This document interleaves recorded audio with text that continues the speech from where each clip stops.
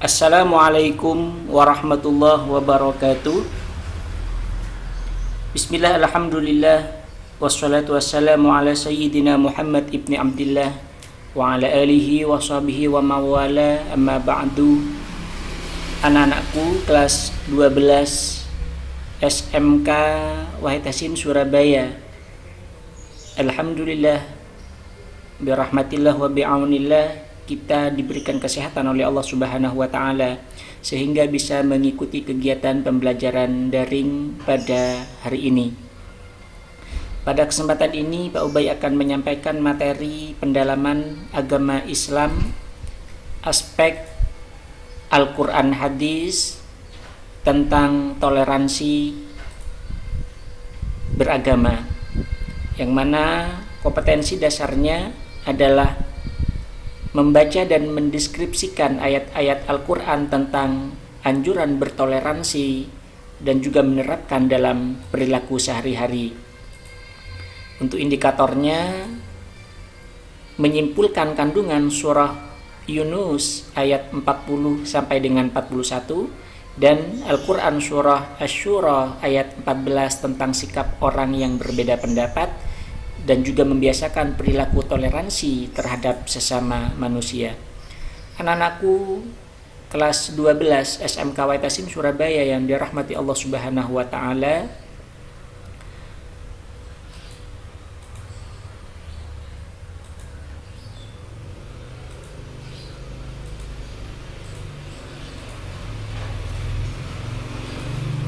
sebelum melanjutkan materi, maka terlebih dahulu kita membaca Al-Quran surah Yunus ayat 40 sampai dengan 41. Silakan semuanya mengikuti dan kita membaca bersama-sama. A'udzu billahi minasy syaithanir rajim. Bismillahirrahmanirrahim. وَمِنْهُمْ مَنْ يُؤْمِنُ بِهِ وَمِنْهُمْ مَنْ لَا يُؤْمِنُ بِهِ وَرَبُّكَ أَعْلَمُ بِالْمُفْسِدِينَ وَإِنْ كَذَّبُوكَ فَقُلْ لِي عَمَلِي وَلَكُمْ عَمَلُكُمْ أَنْتُمْ بَرِيئُونَ مِمَّا أَعْمَلُ وَأَنَا بَرِيءٌ مِمَّا تَعْمَلُونَ, yang artinya, dan di antara mereka ada orang-orang yang beriman kepada Al-Quran, dan di antara ada pula orang-orang yang tidak beriman kepadanya. Artinya, orang itu tidak semuanya beriman kepada Al-Quran, ada juga yang tidak beriman. Wa minhum may yu'minu bihi wa minhum man la yu'minu bihi. Wa rabbuka a'lamu bil mufsidin, Tuhanmu lebih mengetahui tentang orang-orang yang berbuat kerusakan itu. Wa in kadzabuka faqul li 'amali wa lakum 'amalukum, dan jika mereka mendustakan kamu, maka katakanlah, bagiku pekerjaanku dan bagimu pekerjaanmu. Antum bari'una mimma a'malu wa ana bari'um mimma ta'malun. Kamu berlepas diri terhadap apa yang aku kerjakan, dan aku pun berlepas diri terhadap apa yang kamu kerjakan. Artinya, kerjakan pekerjaanmu, tempati tempatmu, jangan mengerjakan pekerjaan orang lain, jangan pernah menempati tempat orang lain. Kenapa? Li amali walakum amalukum. Perbuatanku ya perbuatanku, perbuatanmu perbuatanmu. Artinya, jangan kemudian kita mencampuri urusan orang lain. Inilah kemudian yang menjadi pijakan, menjadi dalil, menjadi dasar anjuran bertoleransi dalam beragama. Anak-anakku yang dirahmati Allah Subhanahu wa taala, Al-Quran surah Yunus ayat 40 sampai dengan 41 ini memiliki beberapa kesimpulan. Di antaranya, yang pertama, ada dua kategori sifat manusia Yang pertama, ada yang beriman kepada Al-Quran, ada juga yang tidak beriman kepada Al-Quran. Makanya Allah sampaikan, wa minhum may yu'minu bihi wa minhum man la yu'minu bihi. Jadi manusia ada yang beriman kepada Al-Quran, ada yang tidak beriman. Pak, bagaimana kalau misalnya saya beriman hanya kepada beberapa surat Al-Quran saja, surah-surah yang lain saya tidak beriman? Maka orang yang seperti itu berarti tidak beriman. Kenapa? Al-Quran itu semuanya dari surah Al-Fatihah sampai dengan surah An-Nas, dari juz 1 sampai dengan juz 30 wajib diimani bagi orang Islam. Kalau iman kepada sebagian, maka itu dikatakan tidak beriman kepada Al-Quran. Yang kedua, kesimpulan dari Al-Quran surah Yunus ayat 40 sampai dengan 41, Allah Subhanahu wa Ta'ala Maha mengetahui segala apa yang diperbuat oleh manusia serta perbuatan orang-orang yang menzalimi Al-Quran. Jadi Allah itu Maha mengetahui apa yang dilakukan oleh manusia. Kenapa? Allah itu punya CCTV. Siapa CCTV-nya? Ada malaikat raqib, ada juga malaikat atid. Yang malaikat raqib dan malaikat atid itu tidak pernah error, tidak pernah rusak. Meskipun mati lampu, CCTV-nya Allah tetap nyala. Bahkan di dalam Al-Quran Allah juga mengatakan, wa nahnu aqrabu ilaihi min hablil warid.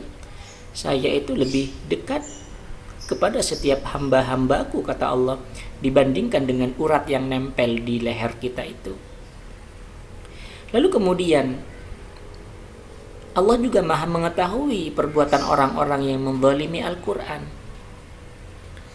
Seperti apa orang yang dikatakan menzalimi Al-Quran? Mereka itu mendustakan Al-Quran, tidak percaya apa yang disampaikan di dalam Al-Quran, itu berarti menzalimi Al-Quran. Atau menzalimi dari segi fisiknya. Al-Quran yang di dalamnya ada firman Allah, ada banyak asma-asma Allah, nama-nama Allah. Al-Quran tidak dimuliakan, diletak di bawah, berserakan, dibiarkan. Itu berarti menzalimi Al-Quran dari segi fisiknya. Atau ada juga yang menzalimi Al-Quran dengan cara mereka hafal Al-Quran, akan tetapi perilakunya tidak sama sekali mencerminkan Al-Quran. Itu berarti juga dikategorikan menzalimi Al-Quran. Anak-anakku yang dirahmati Allah. Lalu kemudian yang ketiga, kesimpulan Al-Quran surah Yunus, Allah Subhanahu wa Ta'ala menyuruh kita orang yang beriman kepada Al-Quran untuk toleran terhadap mereka yang tidak beriman atau yang belum beriman dan tidak memaksakan kehendak kita. Jadi Al-Quran itu memerintahkan untuk bertoleransi, menghargai terhadap orang-orang yang belum beriman. Dan jangan pernah mendiskriminasikan orang yang belum beriman sekarang. Siapa tahu mereka besok lusa justru masuk Islam dan kualitas imannya jauh di atas kita. Jadi anjuran untuk bertoleransi itu memang Allah tekankan. Dalam banyak ayat Al-Quran Allah tekankan kita harus bertoleransi kepada orang lain yang belum beriman kepada Allah Subhanahu wa Ta'ala. Lalu anak-anakku yang dirahmati Allah Subhanahu wa Ta'ala, yang keempat, Nabi Muhammad SAW tidak bertanggung jawab terhadap perbuatan mereka dan sebaliknya. Meskipun kita sebagai umat Nabi Muhammad, kalau kita melakukan sebuah kesalahan, apakah Nabi Muhammad akan memikul kesalahan itu? Tidak. Kenapa? Allah katakan, li amali walakum amalukum. Bagimu perbuatanmu, bagiku perbuatanku. Jangan sampai kemudian bagiku perbuatanmu, bagimu perbuatanku. Tidak. Li amali walakum amalukum.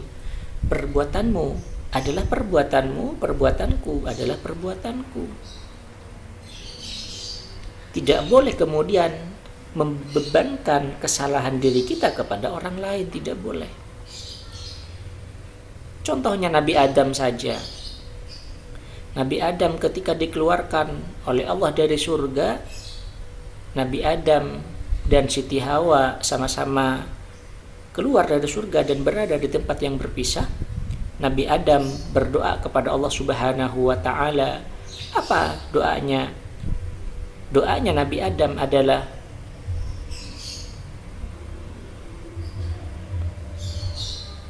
ya Allah, sesungguhnya kami dalam kezaliman.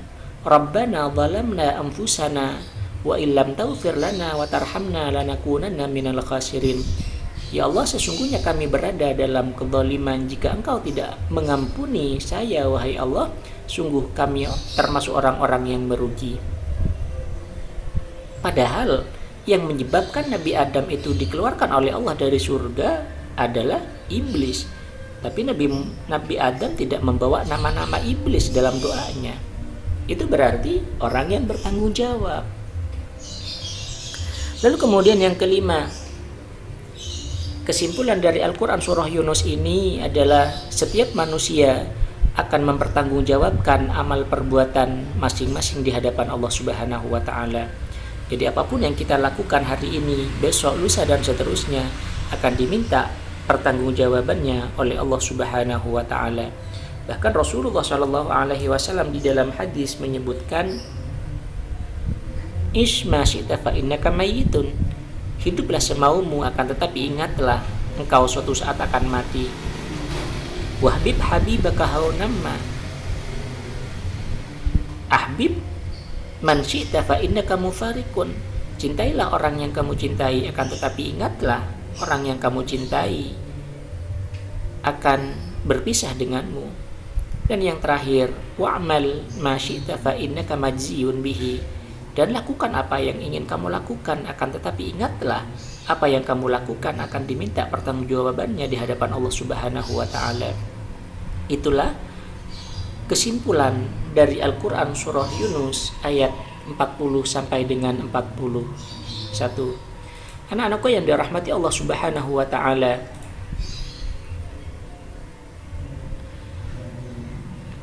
mungkin materi pada hari ini Pak Ubay cukupkan.